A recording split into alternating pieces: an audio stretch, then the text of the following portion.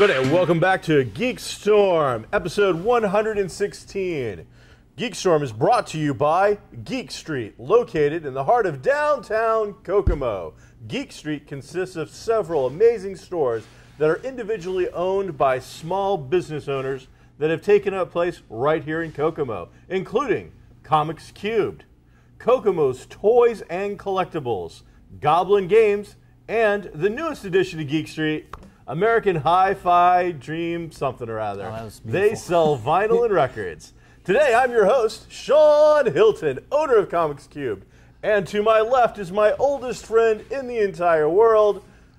Does that mean like I'm the oldest friend you have? Meaning like I'm oldest, or like we've been friends the longest? I don't even really like him a whole lot, Michael Harrison. Oh, that's really weird. Hey, Mike. Hey, I wasn't here last week. We missed you so much. Sorry I missed out. We missed you so much. I mentioned knew it several that you guys times. were going to want to talk some serious X-Files, and to do that, we needed to bring in a serious X-File expert, and that's Lauren Gray. You did. So did everything go well? Yeah, I actually heard from somebody else. She was surprised at how much I knew about X-Files. I think maybe she thought we were bringing her in as a ringer, but I love the stuff. And you were seriously adamant about it. You've watched it all. Yeah. I watched it longer and before you did, but once I left early on, you really took it up. Yes. You were one of the reasons that I quit watching the X-Files. Of course, because it became popular, and then you can't handle anything. No, because you just wouldn't stop talking about it. It got really annoying. Whatever. It's like, oh, he's ruined the fun. It's time for me to leave. But that's okay. That's what Mike does. That's what he brings to the party. Everybody should stop watching this episode right now. Yeah. Go to last week's episode. At the very end, when I go like that, this is why right there. But go ahead. Go ahead with your tirade. Hey! What? So in the world of movies, which we haven't talked about any movies a lot recently, and we haven't actually seen any, but I want to talk about some upcoming movies. Okay. This Friday, we get finally some stuff starts to open up after Academy Awards season, is almost upon us. We're going to get some fun movies like Pride, Prejudice, and Zombies. Right. Whether it's any good or not, it looks like a fun action-adventure kind of film. Sure. And I think it's going to do fairly well at the box office. I don't really know what it's opening up against.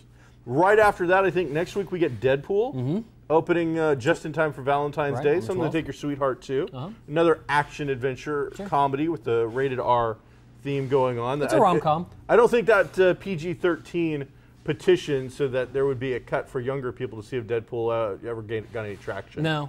So, and then there's a Suicide Squad will be coming up, I believe. Here in the near future. A month after that, maybe. So out of those three, which are you most excited to see? Probably still Deadpool. I'm not a Deadpool fan at all, really, as far as the comics go, or especially, cosplay has really kind of soured me on it.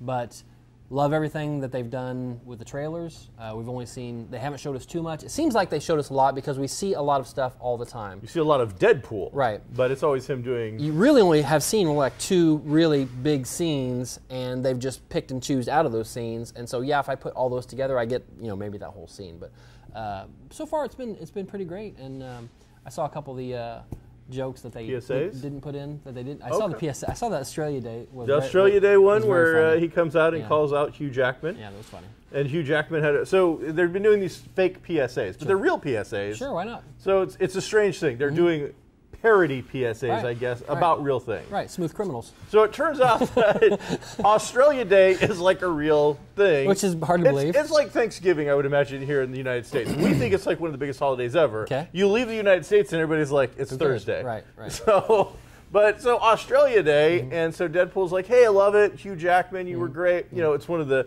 downfalls of my life, being in that horrible movie. Right. But he's a treasure. Right. Hugh Jackman responded after it and said, you know what? I think Ryan Reynolds is hilarious. I think Deadpool is great. Yeah. So, Mr. How's a fight going to go between you and Deadpool? Oh, I'd kill him 100 times over. I'd skewer him. It would it wouldn't be a fight. It'd be over. I think a fight with Deadpool, you have to be able to kill him enough to walk away, him still be dead or dead-ish by the time you get out of the room, so you can say you killed him because he's going to come back anyway. And the same goes with Wolverine, to be honest. I mean, who's got the better regeneration? I don't know, but that'd be something. I believe Deadpool's got better regeneration. Okay. It's a little faster than Logan's. Okay. But when I think of Deadpool and that sort of thing, it takes you back to like a Dungeons and Dragons mentality of like killing the troll. Right. It's like, all right, he's dead, but now we got to do something before he comes back and we have to do it all over again. Yeah, so it's like you got to kill him and then take the ashes or something and put those in Tupperware. I think you'd have to keep him in a blender that's on all the time. All the time, or acid maybe. Right. I don't know just if that would do it either. Drop the things into acid and. into the heart of the sun. Regardless, he wouldn't be happy when he got out. Either way, it looks like fun. Yeah. Now, we talked about the Suicide Squad trailer that came out that had Bohemian Rhapsody. Now, I don't know if it's an official thing that they put out, but I have seen now another cut with, it was a very Harley Quinn-centric cut. All Harley, practically, with different music. It made me a little more excited to see it. You got to see a little bit more Harley Quinn interaction. I think they used every scene of Harley from that trailer, plus maybe a few other things. And so it definitely worked out a little better. Got me a little more excited for Suicide Squad. We'll see how it goes. That one's still iffy. I love that. Love the comic. I love the theme, bad guys and whatnot. So DC's got that going on for them. Yeah, it's. I think because people love anti-heroes, that'll be very popular. It's not as important that do well as, say, Batman vs. Superman. It's much more important that do well, but it will do well. These type of things are machines, and I would say, with very few exceptions, if you put X number of dollars into good marketing and good trailers, you're going to make you're going to make your money back, and this is going to be one of those things. Plus, people want to see it. I was going to say, no, I don't agree. You can put all the money marketing in the world, and a bad movie is still going to not do well. But you'll get the initial view. You'll get the people that are sold. You get that opening weekend. You'll win that opening weekend and maybe make your money back. I mean, we didn't do the research to go in and be able to go. But I'm just saying. There's plenty of movies I think that would show that that's not the case. It's the movies that take that super dip in the second weekend because of word of mouth and everything. When they go, oh, that would definitely kill them. Turd, yeah. So you got a chance in that first week. I would say that you're putting a lot of money on the betting board and covering a lot of spots, but there's still a chance that you should have bet on black in the end.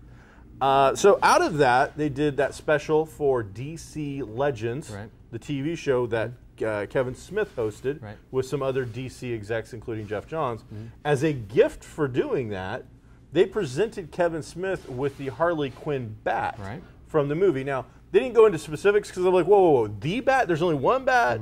I've got a feeling there was probably multiple versions of the bat. There was probably a soft bat. And we're not joking. They're, for movies and whatnot, those who don't think about these things, she's going to hit people with this thing. They will have made a rubberized soft version for her to like swing at people. Then there would be a real Louisville Slugger version. There'd probably be some kind of breakaway. There's going to be like 6 or 7 of these bats. It would be like, the lightsabers and the wands from Harry Potter. He got one of them. So, and he gave it to his kid, who was named Harley Quinn. So I thought that was really the pictures that have been coming out have been really fun and kind of cool. And he's preparing for Sundance for his new movie, Yoga Hosers, featuring his daughter Harley Quinn and Johnny Depp's daughter. So lots of fun stuff. But the reason I bring that up was the whole hosting of Legends of Tomorrow. I've seen the first 2 episodes. I think the third one's out. Oh, it's tonight. Okay, so I have not seen. There was a reason I hadn't seen it yet. We got a chance to see the first 2 episodes. I was really pretty happy with it. DC Legends takes a lot of the characters that so far we have seen on the CW series from Arrow and from Flash, mixing together good guys and bad guys to form the first CW Universe DC super team, with Rip Hunter played by the gentleman who played Rory from the long-running Doctor Who thing, is one of the best companions. Arthur Darvill. Thank you. I wasn't going to pull that one out. It looks really cool. It's fun. It's still got that CW kind of look, so it's not as fully polished as you would see in something big budget. But for as many characters as they're showing, the powers. There was one scene where you see 3 characters flying, all at the same time. So I thought they did a pretty good job. It's still finding its path, or it's on the right path, but it's still got to find the legs and whatnot to make all those characters click together at once. I don't think they've quite got there yet. You've currently got Captain Cold and Heatwave kind of stealing. The bad guys are kind of stealing their way, but so is Black Canary or White Canary, as she's now known, a little bit in this particular incarnation. What did you think? Overall, I liked it very much. I liked the second episode much better, even though it's all one big pilot. It's like a 2-hour pilot they cut up. But I liked the second episode much better than I did the first one, and I liked the first one. They really did not try to hide at all a lot of the similarities with this and Doctor Who, or with it deals with time travel. So that since the Doctor Who. And here's meta show watching.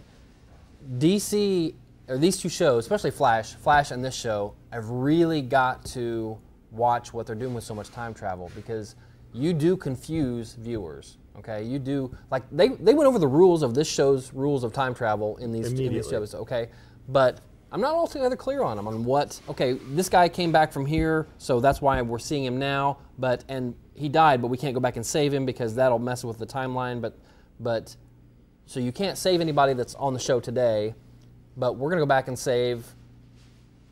kill Vandal Savage, so none of the other stuff happens. So this fixed point in time is going to be a thing that they use as a tool in order to be able to get away with stuff, in order to not be able to do stuff.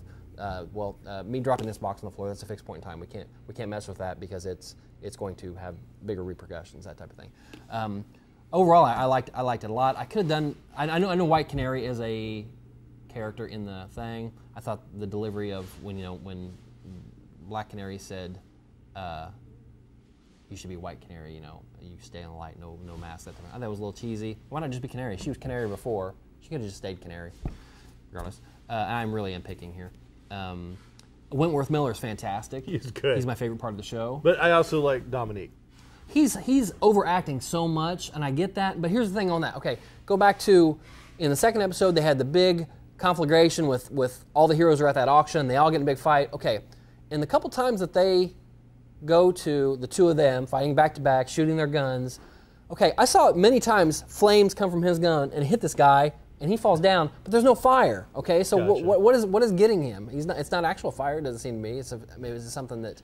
I think you're nitpicking here. I am. I think some of that's based on A, effects, and B, safety, and Roman numeral 3. What you can show kids. I guess. You can't show, you don't want, we've seen fire suit burns and pyro gel burns and things like that. That's going to be expensive. Yeah, that would be expensive. And, But the stuntmen are just falling on the ground. Yeah. And the flame disappears as soon as they hit. And keep in mind that this is almost all the shot you're talking about. It was like a pretty big, almost panoramic thing of stuff happening and all over the place. That is my absolute favorite part of the entire episode. If it wasn't for like HD and, paying super close to, or even pausing, it would be really hard to see all that. I like seeing all this team fighting, teamwork. I love seeing the relationship that's building between Heatwave and Professor Stern. I think they're pretty cool together. They talk quite a bit. The same goes with what happened with Adam and Captain Cold. They had a moment there in the museum. Although Captain Cold did spend about 2 minutes doing nothing with his little screwdriver. He has touched nothing. He did nothing. I don't know. That was kind of weird, but that's just me being me. But overall, I liked it. I'll keep watching it. It'll be interesting to see, like you just said. Is it a full series? As far as I know, it's coming in as almost a mid-season replacement. I think 12 or 13. I was going to say, I'm curious. I'm almost treating it like a comic book limited series where I don't think we're going to see them do a full series. One, the expense, just the amount of characters. Right.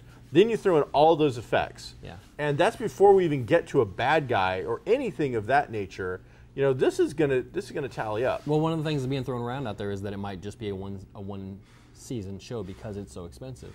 Okay. But it'll be interesting to see now that we've done our bookend with Vandal Savage, what the other, not Monster of the Week, but what the other non-mythology episodes are going to be about. How much are they going to use the time travel? I know Jonah Hex is supposed to be in it, so apparently they'll go to the Old West. Although Jonah Hex traveled through time too as well. He did. Okay. By accident, but yeah. So that'll be cool to see that. There's also the news came out which about Green Arrow. He has said, Stephen Amell said that he's showing up on set with a goatee and one arm, and so that'll be but that's for Flash, isn't it? Or is that for Legends? I think it's Legends, but I'm not positive. Okay. I know it's a future thing. But again, there's more time travel and Flash going on right now too, so I don't know the answer. There's a lot of stuff going on. Flash has been a lot of fun. Their introduction of Wally West has continued, and now, but the big news about Flash isn't even what's going on since they've come back from the break. I don't think anything phenomenal has happened, but the big news coming out right now is the Supergirl Flash crossover, which isn't necessarily a big deal if it were a comic book. But this is two different studios. Right. This is, CW and like Warner Brothers or whoever.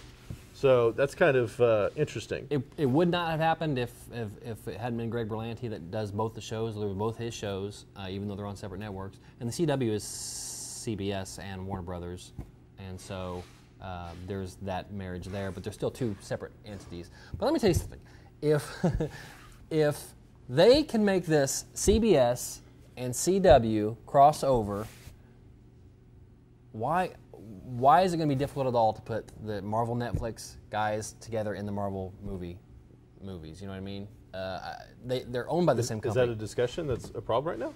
Yeah, that's one of the things that I've heard that the gentleman who plays Daredevil said, I would love to be in the movie. Right. But we've said that before, that you and me would love to be in a Star Wars movie. Right. That doesn't make, it happen Well, I mean, overnight. the end game on anything like related to like Infinity Gauntlet is you throw everybody you got at Sure. it. Why build this entire universe if when something like that comes along, you don't throw everything you got at it? And I've heard both sides of it. I've heard some executives say, well, there's a lot of problems involved in something like that. And then I've heard the guy that's going to do, is it Gunn or whoever's going to do the Infinity say, yeah, we got like 62 characters to work with. That makes you think that they are going to try to throw them in there. It's one of those things where the studio bean counters and the execs can come up with whatever excuses or reasons they want. Mm-hmm. You could come out and say, well, that's a paid viewing kind of thing, so not all of our fans will have been familiar with those characters. Mm-hmm. But I think in the end, nobody's really going to care. The truth is unless you were in the movies, you're not going to have a substantial part to play. No, but so, even showing up, that'll be enough for a fan. I think you do a quick cameo. When things are going crazy in space, things are going crazy in Brooklyn. Yeah. And you just see one what's fight going on there. of the... Yeah, that's all I need. What do you call them? The Defenders? Sure. Do something like that. Yeah. So they have announced that second season for Alias is going to happen officially now. Yes. So it surprised me that it took that long for them to make that announcement, but I guess it's now official. But we won't see it for... It'll be a while. It's going to be a chunk of change. Yeah. Also in television news, we're covering lots of television. Mike's here. Stephen Moffat, longtime showrunner, one of the most beloved writers for Doctor Who, has finally decided to step away from the franchise after... I think he's doing one more I think he's doing the Christmas special. There is no Doctor Who season next year. 2016, 2017 I didn't know that. sees no Doctor Who season at all except for the Christmas special. Oh, I didn't realize that. Capaldi is making some noise that the Christmas special may be his final episode. And I agree. I hope it is the case. I don't have a problem with Capaldi. I like Capaldi. I am very slowly working my way through this last season, which is eating up hours of my DVR. I did not like the 2-episode thing every time. It seemed like, right. Is every single episode 2? I think almost all of them are. So that's a little annoying. But my problem is when Stephen Moffat came in, when he took over the role from Russell T Davies, he got to start with a brand new doctor that he brought in. Right. He got to start with a brand new companion that he brought in. Right. Now, if you start off a new showrunner and he doesn't have that same experience, I don't know. I don't want to saddle a new Doctor Who showrunner with an old doctor anymore. Right. We've gotten past the regeneration problem. That's not an issue anymore. So... And again, it's not even against Capaldi. If the new showrunner came on and said, I really think I can make this work, I'm going to redo something, I'm going to rework it, that'd be fine. But overall, I want to give a new showrunner every opportunity to succeed on his own and give him the chance that Moffat had with his doctor and Amy Pond and Rory and all of that, and see if we can catch lightning again.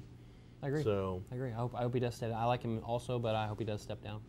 Along with Moffat. Yeah. And I'd read that he said he would. So as I said, right now it's just murmurings. We'll see how it goes, but I think it's almost like I don't know what it's like really, but I was going to say some government thing where a new president or something comes in and people have to decide to retire or something, and then he chooses whether you come back or not. But I don't know. So speaking of X-Files, no, we weren't. And I didn't watch it. All right. So, no. Lucifer, though, I did catch the first 2 episodes. I actually got up early and made sure I watched both of those so we could talk about it. That's dedication. What did you think? It was okay. I don't know how long I'll watch it. I'll probably try to catch the second episode to see. It's out because I watch them on demand. Is it? Okay. So I was able to watch back to back 1 and 2. I'll give it 4 or 5 episodes to see if I like it. It was I didn't dislike it. It just didn't catch me on fire. Lucifer's a new DC book from the Vertigo line. The Vertigo line is traditionally a little more adult in nature than their tights and capes kind of books.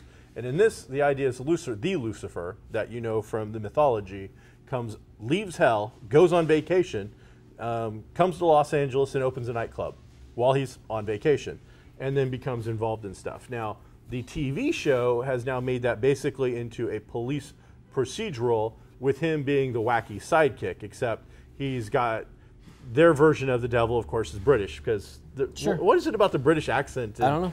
And Satan? I don't know, but he's got the British accent. He's got that over-the-top demeanor of cool, calm, collected, and then just saying all the things that everybody thinks but never says outside. He's like if Tony Stark were really persuasive. That's how I see this Lucifer. He can get his.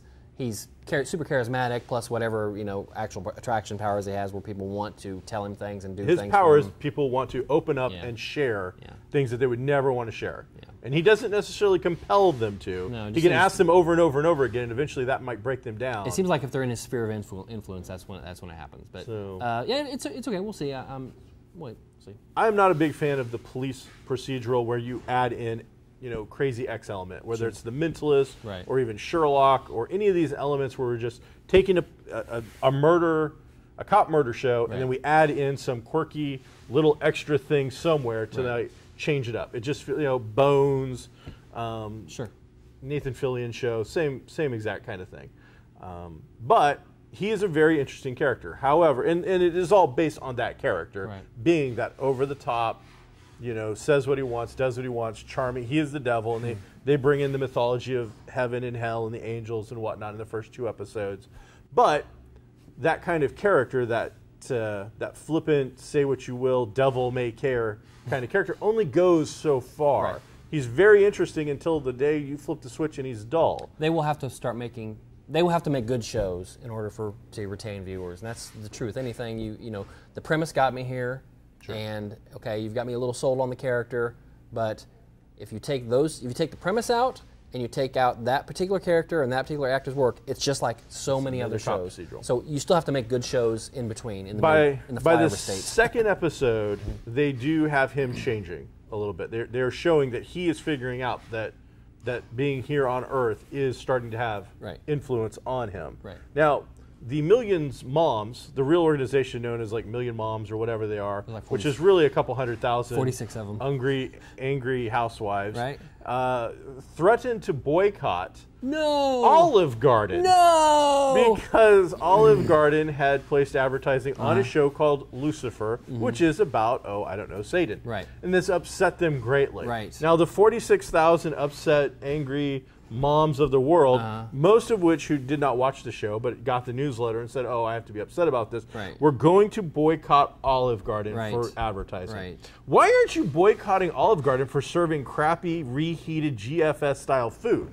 I mean, if you're really going to pick something, advertising on a show called Lucifer, which you knew was going to be about the devil, seems, kind of silly when you have a legitimate reason of your tour of Italy kind of tastes like cardboard crap reheated in a microwave.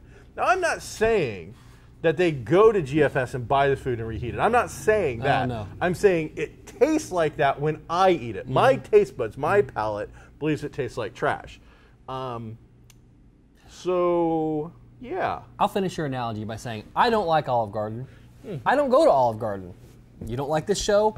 Don't watch the show. Don't tell me to go to Olive Garden, and don't tell me that I can't watch the show. Don't try to suppress my ability to watch a B-level, standard police procedural with some mythology thrown in it. And Million Moms, let me just tell you, over I believe on the Walking Dead channel, a little AMC, I think they've got a show coming out called The Preacher. Save your hatred, because if you thought Lucifer was bad, wait till you get a piece of this one. Woo! Yeah. That one's going to be all over the place with craziness. They got the endless pasta, though. Well, it's because nobody wants to eat it. Hey, when in Kokomo, I recommend checking out Pastorific as your Italian place of choice. Locally owned and operated for years, right here in the finest city in the world. Oh my goodness. Hey, Mike, What? did you check out Spider-Man #1? At your double request, I did check What'd you out. think? I Miles Morales in the so just a quick heads up on what's going on here. Mm-hmm. This is the first issue from Marvel Comics of Spider-Man. Now, what you're thinking is this, well, Spider-Man came out in like 1962, 1963. How is this a new #1? Right. Besides the fact that Marvel relaunches everything to make it easier for you to access and have an ability to start at a starting point and make reading fun and easy for everybody. Reading is fundamental. This is actually not Peter Parker. Back in the late 1999 era, they created the Ultimate Marvel Universe, which was a contemporary / we'll define that for you, modern universe. Peter Parker in their universe got bit by the spider in like 1999, 2000, had a Sony Discman MP3 player kind of thing, and was an up-to-date kid who didn't listen to 45s and go to the hop. So eventually, after 100 some odd issues, that Peter Parker actually passed away. He was killed in action, saving the world, and another character named Miles Morales eventually kind of takes his place. He's got a similar power set, but he doesn't have the exact powers of Spider-Man. Now, there was one of the cool things about Miles, and it did get a little heat from those of a substandard mindset, is he is a mixed race character. So he is not your typical Caucasian Peter Parker-y kind of character. He was a new guy. But he's not Peter Parker. He is absolutely not Peter Parker, and they're not. He's Miles Morales. So they eventually have ended the Ultimate Universe, Right. But Miles Morales and a couple other characters were incredibly popular. Miles Did Morales Galactus being, eat the Ultimate I believe Universe? he did, but I didn't actually read it. It came to an end. All right. So he is now in our universe with the regular Avengers and our Spider-Man. And this is as a result of Secret Wars? I believe so, yes. And so he's back in this. Now, he's written by the original creator who wrote every single issue of Ultimate Spider-Man, Brian Michael Bendis, which isn't 3 names, so he's not quite a serial killer, because Bendis is definitely a last name. But a super, incredibly popular writer at Marvel Comics. And they did a pretty good job with the first issue. They introduced him in a way that I think, and I don't know that much about him, even though we just gave you all that background. That's just from working and owning at a comic store. But I thought they did a good job of introducing it to a new reader. He's an interesting younger character. Our Peter Parker now is, 30 plus, early 40s kind of age, and is running a Tony Stark International kind of field. So this is where you're going to get that young teenage kind of high school version of a Spider-Man character with a much deeper background and assorted background characters as well. So, what anything about that grab you? Would you recommend that? You're not reading a lot of comics right now. I would recommend it. It's actually my first Miles Morales comic. I'd never read anything that he's been in before, and that's more about the writer than the character necessarily. But it was enjoyable, and made me want to know more and read more. And Did you throw in like a B villain as his first big bad guy, who I think comes from the '90s Ghost Rider era? Right. Kind of this dark. Blackheart. Yeah, Blackheart character is a demon. Maybe this is also fresh, we don't know. Do they call him Spider-Man? He goes by Spider-Man. But I then don't does know. Peter Parker still go by Spider-Man? He's still go by the Spider-Man? Amazing Spider-Man. Oh, well, that seems like a mouthful. So they've got this thing now where multiple characters are using the same name. There's like in the Marvel universe, there's 2 Hawkeyes. Really? One's like a teenage girl, and one is, a surgeon from a mobile army surgical hospital? No, not that. So that's been going on. We've also seen a trend in kind of a tween-age girl comic thing recently in the comic field, which is something we've never really seen before. There's been, over the years, 1 or 2 comics slated for women, but never anything really slated for necessarily the younger age set that's above, the little kid reading of comic books, like, I don't know, Looney Tunes, Scooby-Doo. So now we're getting this tweenage kind of look, and we're getting stuff like Jim and the Holograms, which is incredibly well done. And then for Marvel, we're getting an outlet of 2 different books, Patsy Walker Hellcat and The Unbeatable Squirrel Girl. These 2 feel, Patsy Walker, the Marvel books, and Squirrel Girl feel almost like an American anime with some different things going on, lots of real life, lower kind of street level events. Not even drug dealers. Like Patsy goes and has to get a job, and she ends up working at like the Gap kind of a place. And the story deals with what happens in that situation. And then Squirrel Girl has some over the top, weird, funky stuff. But the point being is that the genre of comic books has been dominated by a demographic of male readers in their 20s for Right. Since the 60s, and now we're getting legitimate books, not company fanfare and their own horn blowing for a couple of issues. Go, oh look what we did. Right. These are books that are getting a lot of attention. They're definitely trying to support them, and they're really pretty top quality good books. Out of these three, my favorite, and I do read this every month, is Jim and the Holograms. I never watched the show. I don't know anything about the cartoon. Did you enjoy the movie? I didn't see the movie, but the comic is really well put together. The art's top notch. The story is fun, and so I recommend it. Yeah, you go to any comic convention, what used to be 90% guys is now, I would say maybe 60% guys, and the rest is women and kids. A lot of women coming on into the hobby, and for different reasons. The cartoons, the movies, cosplay.